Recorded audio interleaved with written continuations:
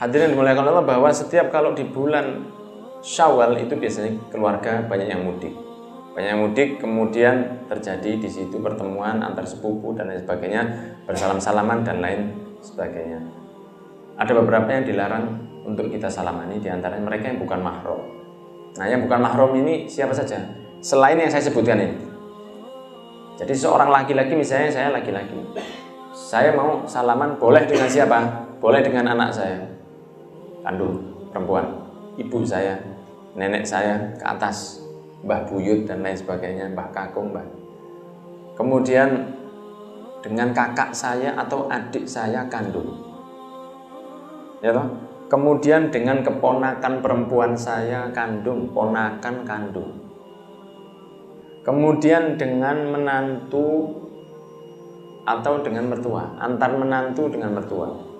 Walaupun menantu dengan mertua ini sudah terpisah, karena menantu tadi sudah pisah dari anak kita, itu masih tidak batal. Antara mantu dan mertua ini tidak batal, tetap bisa salaman, walaupun sudah pisah dengan anaknya.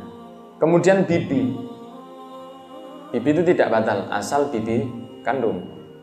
Kemudian itu tadi ya, 7, anak, ibu, ponakan, menantu, bibi, ibu, dan anak tentunya ya. Itu tidak batal untuk disalamani, boleh. Nah, yang batal diantaranya ipar perempuan. Salaman dengan ipar itu haram. Perempuan, ipar laki kamu. Karena ipar itu masih bisa dinikah kalau misalnya istrinya meninggal, kan boleh. Berarti tidak boleh disalamani. Sepupu juga begitu. Putra dari Pak D atau Bu D itu tidak bisa disalamani, haram, nggak boleh.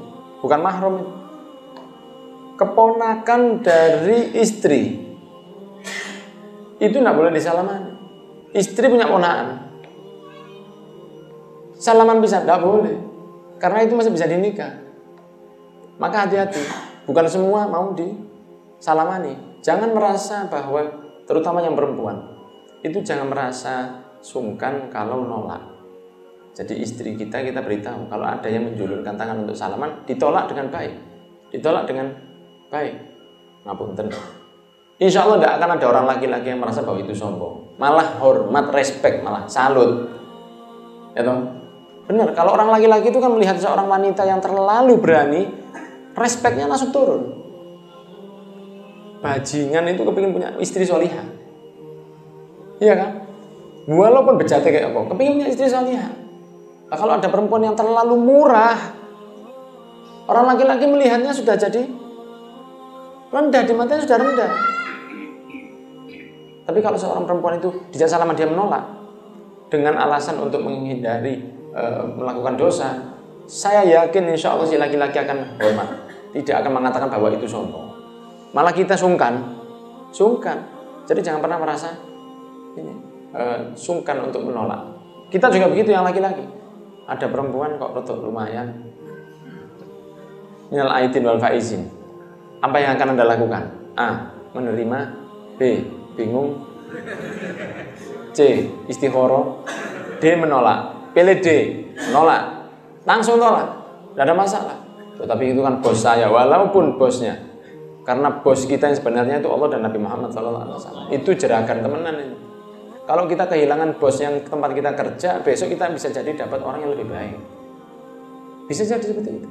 Ada seseorang yang bekerja di Mesir, kerjanya bagian jual minuman keras, jual minuman keras di sebuah kafe.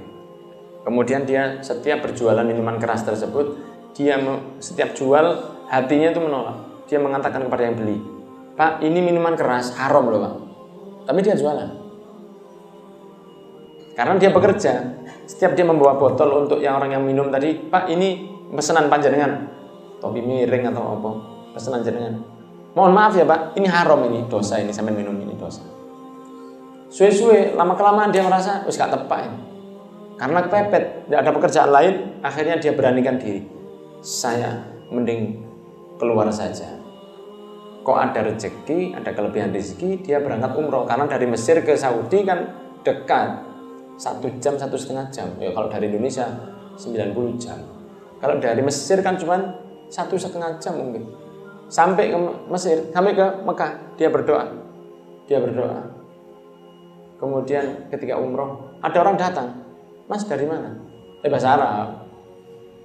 Oh saya dari Mesir. Kok umroh? Iya. Kerja di mana sampai di Mesir? Baru saya berhenti, Pak. Loh, kerjanya apa? Jualan minuman keras, Pak. Saya takut dosa. Masya Allah. Jadi saya meninggalkan pekerjaan sampean. Iya. Karena takut kepada Allah. Iya, Pak. Betul. Ini yang saya cari. Saya ini orang baik-baik, Pak. Loh bukan. Maksud saya ini, saya cari untuk saya ajak kerja. Saya ini manajer hotel itu. Hotel sak gede-gede. Hotel itu punya sampean? Iya. Saya butuh manajer di sana. Saya butuh orang yang bisa di bagian, entah salah satu bagian yang kelasnya tinggi. Kebetulan baru berhenti pegawai saya, pamit. Nah sekarang saya tidak ada. Saya butuh orang yang jujur dan takut kepada Allah. Aku gak butuh terlalu pintar. Saya butuh orang yang takut sama Allah. Siap sampean? Saya 89.